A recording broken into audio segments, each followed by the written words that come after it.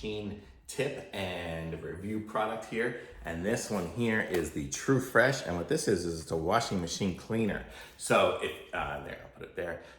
So if you guys have a washing machine, this one's good for these front load ones, but it would be good for anything. And with this, if you get the one, I'm in an apartment, and when I started doing the first couple of loads in, it started having dingy clothes, and I'm guessing whoever was here before washed something dark or whatever in it. So, but then I ran one of these. I just bought a new pack of them just because I've been here for a little while now, so it's about time to run it again. But you just throw one of these in the wash and run a load, basically by itself, I guess. And it'll go and clean it and sanitize it, and then so you'll have a nice clean. It'll be like a new washing machine again. If you've been to some laundromats, you've probably had that problem where you've been there after somebody did a tie-dye load or something like that. But I'll show you what these things look like. I'll run one here shortly.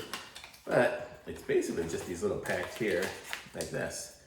And you open it up and stick the little nugget inside, and then it runs. And this one here is pretty inexpensive. Got it from, I think it was like 12 bucks or so from Amazon. True Fresh washing machine cleaner. Definitely use one of these. My other tip, if you haven't done it yet, if you have one of these front load ones, get something like this. This is like a little magnet thingy, and it goes there and there, so it keeps it open, because if you keep these things closed, that makes it all musty and stuff. So there you go. So a couple of tips, and I've used, I don't think I've used this brand before, but I'll let you know if there's any problems with it or not, but it should work. You definitely need to clean your washing machines.